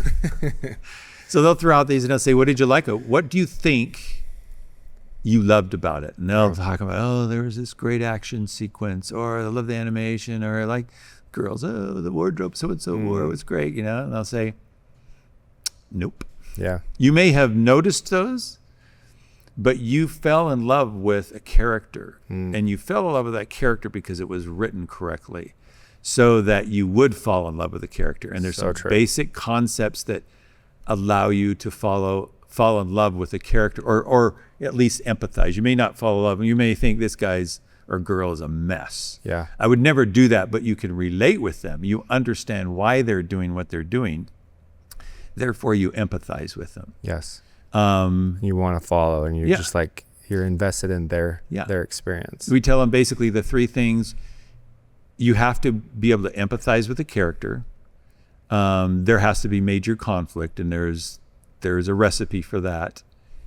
And the character has to change. If the character does not change it's a comedy. In a story, then it's no longer it's comedy. It's no longer structurally a story. They have to go in. The hero's journey is used for many people, and it's that cycle that's shown where the character is forced into a journey. They have to make a decision. I'm going to go on this journey, this adventure, and when they do, they face the dragon, which is actually themselves. Yeah. And so the real conflict is where some weakness they have that they've been living with, that they've just haven't really dealt with. They've just worked around it. Yeah. But they've been forced to deal with their weakness in order to achieve a goal of some kind. Yeah. And we all believe that the goal is what makes the movie exciting. It's not. It's about, because that's not as universal, because not everybody's a superhero that can fly and break buildings or blow things up. But we all have the emotions that come from dealing with something very personal that we can't seem to overcome. Yeah. And that is what makes a movie so strong, is when the character is dealing with something that we immediately relate to, and inside we're rooting for them to overcome that so that they can beat the bad guy. Yeah. And it sounds simple, but you see the movies that don't work and you go, oh, what's wrong? Well, either they didn't change, or we couldn't really empathize with the character, or there wasn't enough conflict. It just it was a drone. It was like, Hallmarks. Yeah. I get in trouble for saying this. No, because you've worked on a lot of Hallmarks. I swore I would never work on a Hallmark, and last year did 3. Nice. This year, 3. I did. The biggest one they've done was the one in Kansas City with the Kansas City Chiefs. We shot last summer. I haven't seen that. I was like, okay, I work on Hallmark films now. The problem I see with Hallmark films, it is a genre that certain people love no matter what. Yeah. They have conflict, and conflict lasts like 30 seconds. Yeah. They're like, Yeah. But a solid, really gut-wrenching film that you come out of and you're just like exhausted. Like, I just went through this with that person on the screen. Yes. It's because it's structured right. The character is structured right. Their development is correct, and the story structure is correct and timed correctly. Dang. And so then you might go into a film, or let's say Kevin Costner goes into a film as a director, and he thinks that a lot of people will relate to a character. And I don't know if he's the best example because he's had so much success, but a director that writes a story for someone that they think people will relate to, it just comes down to the amount of people that relate to that person, which becomes a success. And that's probably, so we talk about Utah Valley movies. Yes. And they're aimed very, very specifically to Utah Valley culture and customs and whatnot. And there's a lot of belief from people who make movies for Utah Valley, partly because they can make them cheap and people will watch them, but they don't seem to be as good. Well, they're not as universal. And I had a conversation we were shooting a movie that would be considered a Utah Valley movie. Yeah. And the lead's wife, who's a producer in Vancouver, she says, you guys have, your culture there is very intriguing, but you either hit us over the head with it or you're embarrassed of it. Mm-hmm. She says, if you build some universal personal relationships and issues with a character and then have that as the backdrop, then it's universal. Yeah. If it's not universal, it's not going to sell outside of a small group. And it's not necessarily a genre. I mean, some people will never watch a sci-fi, some people will never watch a romantic comedy, and yet they still do. Once in a while, they'll hear of something and they'll go, I watched that and I loved it. They loved it because it was structured correctly. Now, that it sounds simple, and it is a little simplistic because you can follow all the rules and do theoretically everything correct, and then you put it out there and 5 people watch it. Yeah, nobody. And so there is always going to be that human element where you're never quite sure. It's always easier to analyze the bad movie and say, well, obviously it's because they did do this. And yet, if somebody really knew the formula, they'd be making billions of dollars. And that's amazing. And then I've honestly never considered that, as weird as that is, but it's so true. And it's also, I'm thinking of all the films that I love, even 1923, and I'm thinking of the dude in Africa and he's going up, and just how much I love that character. And then that love story as they kind of come together. And my wife too, she's like, I don't normally like these types, but she's like, loves that. And you could see why that love story worked. And it's nice to talk about because I just watched it, is because he has this struggle. The whole reason he's not with his family. Yeah. So he's got that issue going on. He's really avoiding relationships, and so he's using as an excuse what he does to push women away. And that one woman would not. I mean, I remember the scene. They're stuck in the tree. And the lion almost eats it. She's freaking out. And the whole audience is going, well, this relationship's over. And she's like, just get me out of here. Get me out of here. And then they get in the Jeep. And he's like, well, this is the way I live. And she's like, yeah, I can do this. I'll do it. Yeah. And it was like, so Sheridan took us so far. We were him. We understood his issues. And we understood that he was defeating his own. He wanted to have a relationship, but he was destroying his own chances. And he dragged us with him until that moment when this girl connects.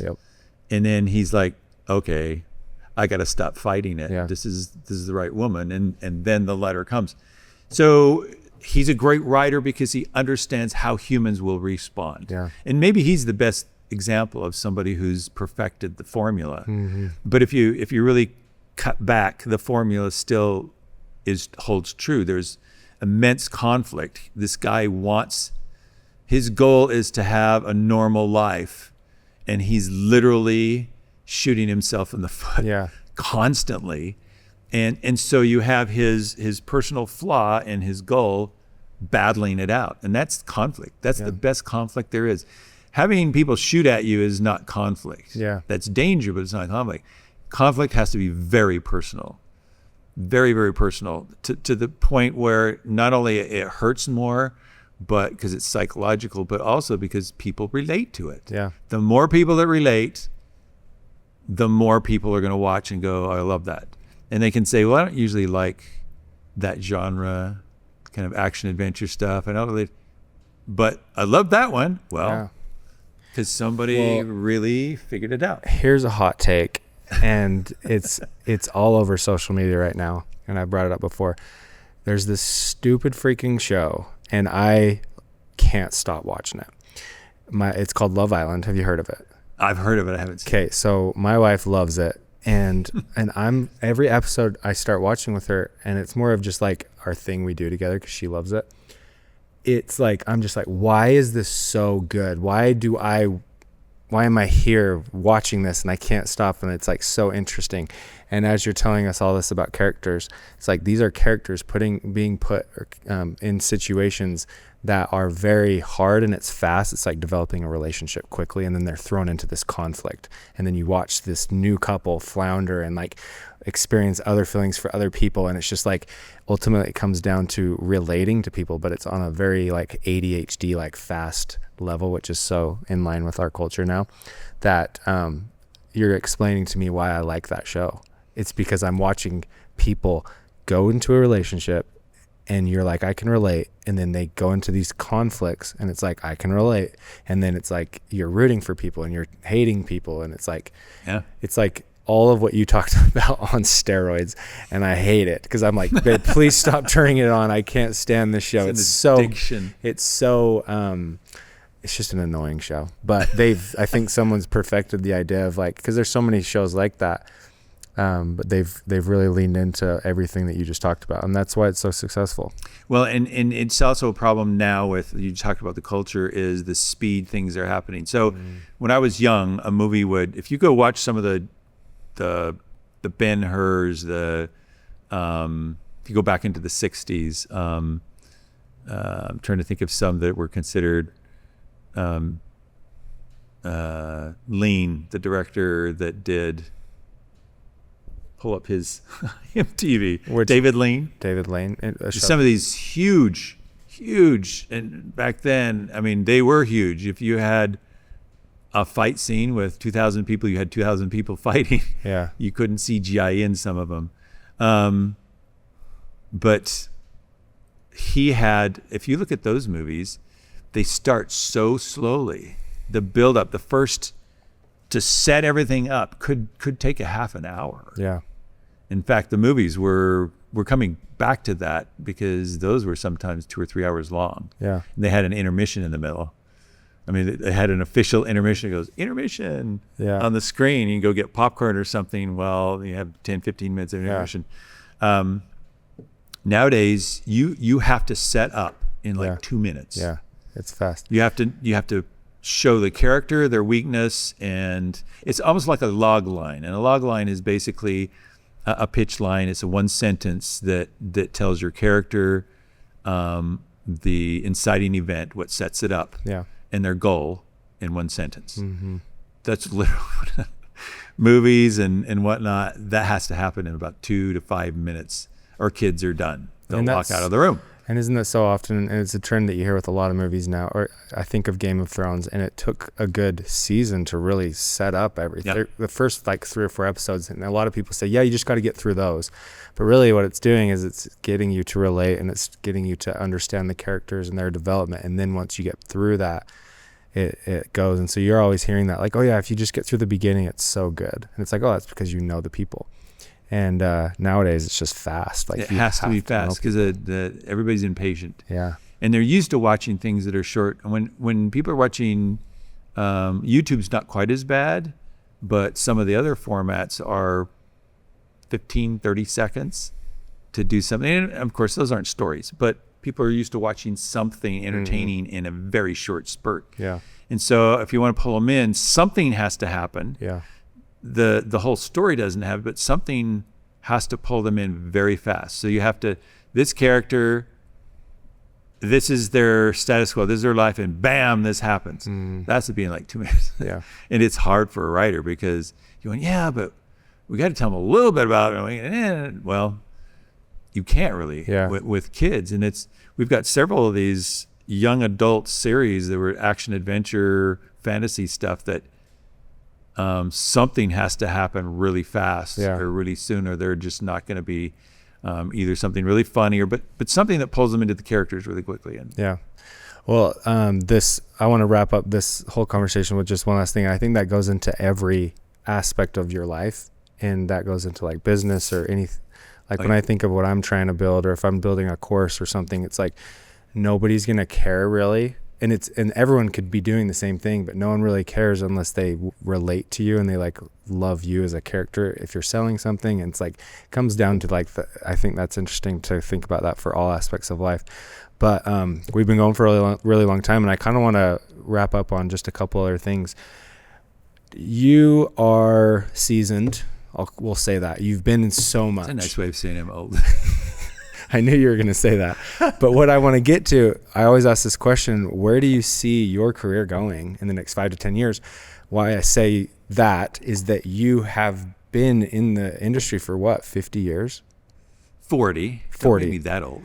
Well, I'm just thinking like you're 5 years old jumping straight into it. But no, where do you see your career going?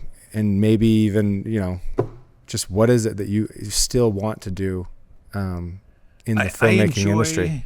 I still enjoy working on sets, but I'll come off a set and I'll tell my wife, everything went well, and I was needed on set. I did things but I'm not as in love with it as I used to be. And yet when I go on to, and so this comes to one of the things that I'm doing, that was pulled into. So it was COVID, and we were on High School Musical series, and we were literally the last Disney show that hadn't been shut down for COVID. And that day they shut us down. Yeah. In fact, I served some red curry. I make Thai food for sets once in a while just for fun. And we were eating the Thai curry, and I get a text from a friend of mine, and I called him the next day. It was literally the day after. And he said, and he had been my boys' football coach. I would have been freshman high school. He was an excellent coach. And then I hadn't seen him for years, and he'd gotten into education, got his degree, taught in Salt Lake, and now he was in Heber. He was teaching middle school, and the high school principal said, we want you to teach film. Yeah. So the state had suddenly said all high schools have to have a film class, and said it has to be film production. And nobody knew what to do. So they grabbed him from middle school and said, you have to teach also high school film class. He says, why me? I teach health and fitness. Yeah. And they said, well, you made this health video on YouTube. He said, it's like a 2-minute video. Yeah. What the heck? And they said, well, we don't care. You're going to teach it. So, and this happened all over the state, people who knew nothing about film. So he happened to have a girl in his class whose dad is big time. He's partners with Ryan Reynolds and Sean Levy. Oh, cool. Brian Rowland. He's from Heber. He's the director of the soccer series, the docuseries reality show on Netflix. Is it the same guy that does Cheer and Path U? No, that's not. No, that's a different one. But anyway, forget what it's called. Wexen? What's the name of the? I can't remember. It's the British team. Ryan Reynolds bought a soccer team, and so they did this docudrama about him. Anyway, so he's won awards for that. He's one of you guys from Heber who somehow got connected with Ryan Reynolds, and so he's partnered with him. And Sean Levy's one of the biggest producers. I mean, IMDb him. You'll be Stranger Things. There's one of his great, some huge TV shows and features.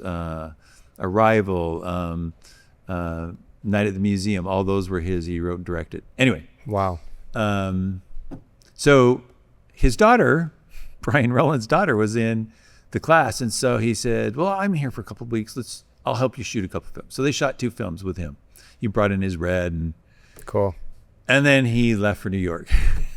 So everybody's all excited. He's got all these kids all excited. He's like, I don't know what to do now. And so, they just shut us down for COVID. So sure. So we grabbed 16 kids, ran them through writing. Yeah. They said, they got a writer. I'm not going to do it. Brought in David Trottier on a Zoom call. We picked one script. It was a 14-year-old girl. She wanted to direct it. So we polished it, taught her how to direct, taught them all the aspects of filmmaking. 2 months later, they shot a student film, 15-minute film, had 120 kids on set. Wow. Word started spreading.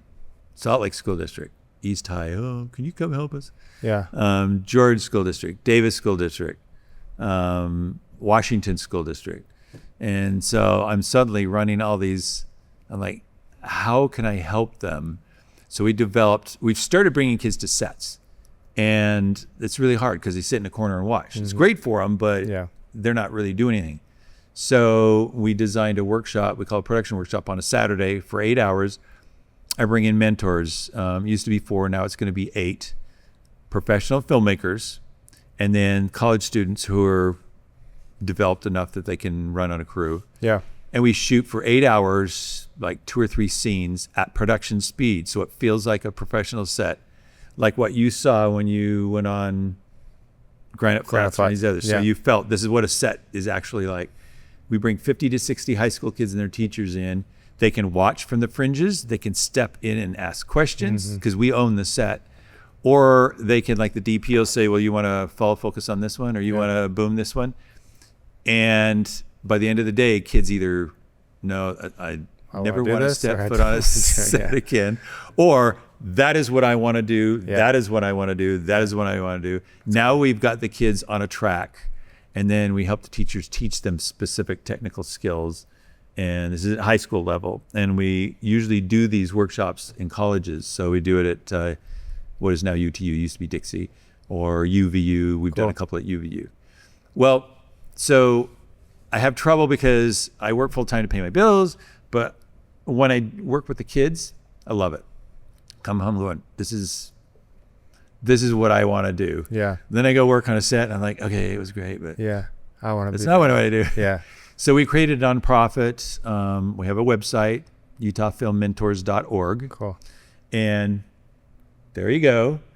And in fact, if you scroll down, you'll see the workshops we've been running.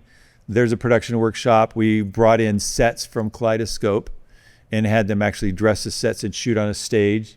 Directing workshops, cinematography workshop, writing workshops, middle school workshops, acting, everything. This one was the one just above the night shoot was a student film in St. George. All the high schools got together and there was only 35 kids. And we shot an all-nighter on a weekend while shooting Horizon. Nice. And we had a couple guys from Horizon set come in as mentors. Cool.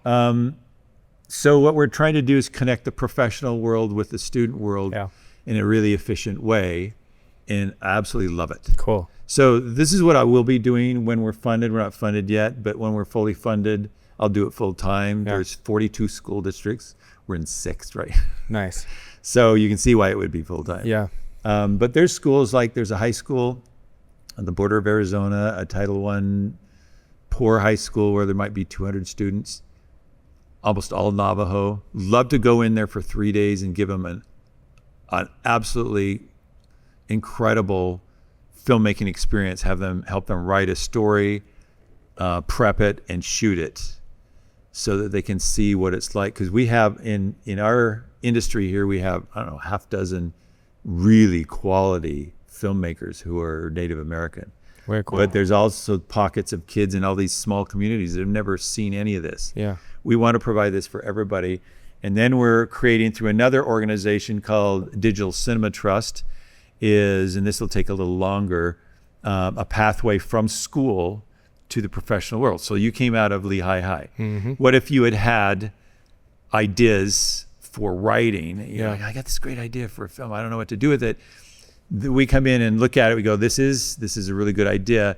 We're going to bring you in and help you develop your idea. Then when it gets to a certain level, We're going to attach directors and actors and create a package. Then we're going to teach you how to pitch it. At a certain time, we're going to bring in funding up to 50% from our nonprofit. Cool. And then we'll bring in the state money. And now we can find private funding at 25% and fund your entire film. Wow. And if we can start doing that, then we can take kids who have the talent and move them right into the industry and make films that the world will see. Way cool. That's what I want to be doing. Yeah. On the other side, I do have these series that we're pitching to some of the entities here. Yeah. It may or may not happen. I may end up producing a series at the same time we're doing the... You're still very busy. I might die along the way. But while I'm still alive, that's what I'm going to be doing. That's and cool. I actually look back at when I first met you and I thought, if we had had this program running... I mean, you basically came put out me of high through school. some programs like that without knowing it. Yeah, we were toying with it without Yeah. knowing. Because you I put would me have on that one loved with to... Paul Hunt. Do you remember that? Yeah. With Bob Trim and just a little film. Yeah. I can't remember what was the DP's name. Brian. He was actually in the photo. He had the white hair. Oh, Sullivan? No, No. Brian Wilcox. Yes. Brian Wilcox DP'd it. So you put me... That's right. Because that's kind of what I want to wrap this all up with as you're talking about what you want to be doing. And ultimately you did that for me. And that's what I appreciate so much. Like you put me into things because I had to obviously act and actually get in and act on the opportunity. And then try to, be that person that's a good hang and not step on toes. But I was running camera a lot and it just kind of opened my eyes up to a lot of different avenues. And so you did that for me and now you're doing it at a scale. And then hopefully in the next 5 to 10 years, it goes even bigger. And so I think, and it's probably the same with a lot of people in the industry that have worked with you. Like you've helped a lot of people along the way. And the thing is, we ask for mentors to help, and I pay them. Yeah. I give them a flat rate of like $500, and it's not a lot, but it's a thank you. Yeah. I haven't got a no yet. People from LA, oh my gosh, call me. I'd love to do this. It's the whole, if you study the hero's journey, and I won't talk about the hero's journey, but Joseph Campbell taught, it is literally life. You learn something, you get challenged in life, you break through the odds, you become that person, and then you have the desire to come back to the village and teach and give it back somebody else. Yeah. And that's what we do as mentors. And that's so cool. You get to a point where you've done the thing for so long, you kind of get tired of the thing, and now it's like, I have so much knowledge that I need to be giving it back. And then you find you enjoy that process. Yeah. So that's super cool. Well, that's it, man. I think that's the perfect way to wrap this up, is the hero's journey. So thank you so much for taking the time to come in here and be on this, spread all the wisdom and the knowledge that you just had. And we'll just end it there. All right. Thanks for being on. Thanks for inviting me. Okay. That's awesome. Awesome.